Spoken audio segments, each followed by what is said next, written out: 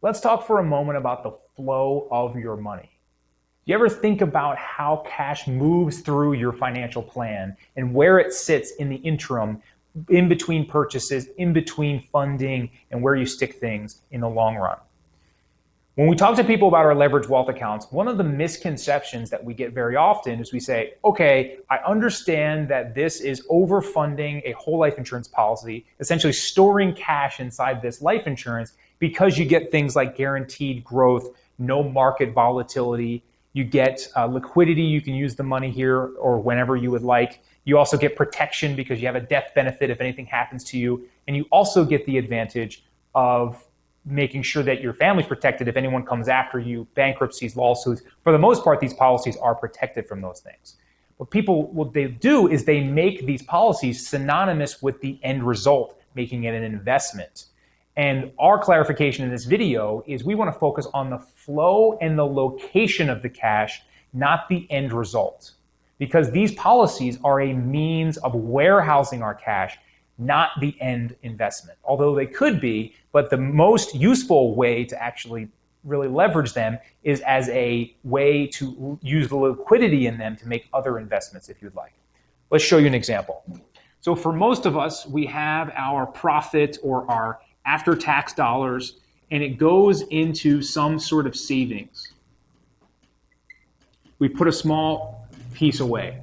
And then when expenses come up or things that we want to purchase come up, like a car, a vacation home, a vacation itself, and we want to take money up and out, we go ahead and basically we save up as much as we can over a long period of time. And we're keeping this in some sort of bank or liquid area where we feel like we can use it and pull it out whenever we want. So we save up, and then when we're ready to use it, what do? We withdraw it out and we use that cash. So maybe we saved up $50,000 for a car or for some other investment. And then when we want to use it, we take that $50,000 out and we withdraw it. Now, what's in the savings? $0 because we withdraw in the account. The critical distinction to make here, though, is location, right? We went from basically a checking account into a savings account into a bank. What's happening in this savings account? Because this might be a year, might be 5 years, might be 20 years. It's sitting there in its little compartment. And what's happening in there? Really next to nothing. You're getting maybe 0.5% in growth if you're lucky. And that is if it happens to be one of the banks that offers something like that. So in other words, we think we're doing ourselves a favor by having it sit in one of these savings accounts. We're out of sight, out of mind in the bank. But what we're really doing is we're eroding our wealth by letting it sit there because it's about the location that the cash sits in. So when we talk about our leveraged wealth account, it's about bypassing the savings of just dropping it in a traditional bank and letting it sit in one of these policies for good use. So pretend that this is your insurance policy and we move the cash from a bank account to sitting, again, location, in one of these policies. Now, what happens when it's in a policy? Well, for starters, the insurance company is going to give us a guaranteed rate of return of at least 4%. Every single year, compounding no matter what. Not linked to the stock market, not linked to any other index. We're always going to get that guarantee. Now, we have an upside of something like up to 6% if the insurance company can pay a dividend, but we know we're getting a minimum conservatively of that 4%, which is great, right? But the point of putting it in savings is we wanted the liquidity to be able to use it elsewhere if we were saving for that car or that retirement or whatever we might put away for children or something else.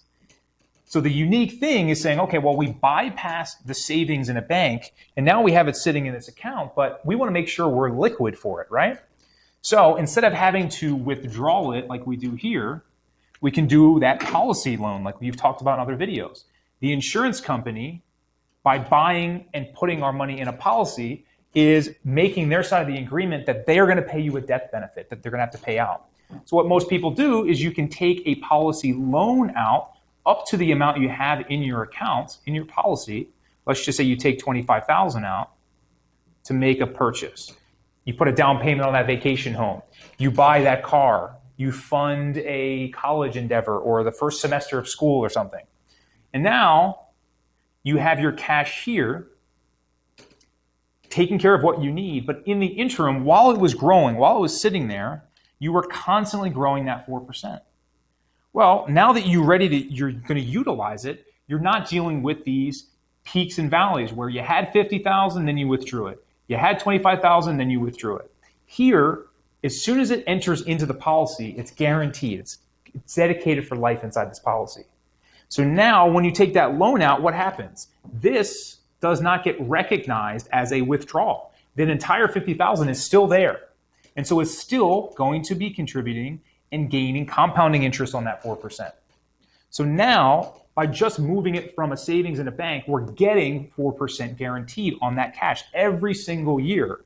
And when we're taking a loan out, what happens? We get the choice whether we want to pay that back and how we want to pay it back. And there is interest associated with that, which you can look at other videos to see more about. But the point is, these companies will recognize that they can give you up to that amount that's in your policy, but it's not going to affect the compounding growth. The entire 50,000 is going to continue to grow, almost like you're using it in two places at once. Again, there's an expense with it, but you get to make your purchases and continue to grow, right? So we talked about in other videos, paying interest versus earning interest. This is the definition of earning interest. Our money is always earning interest, and we can still make those purchases, right? We have the ability to do both rather than the or option, which is I put money in here, and when I want to pay and buy something, I'm spending. If I want to save, I can't spend, I have to put it in that account, right? So we get and or, right? We want something we can do both with.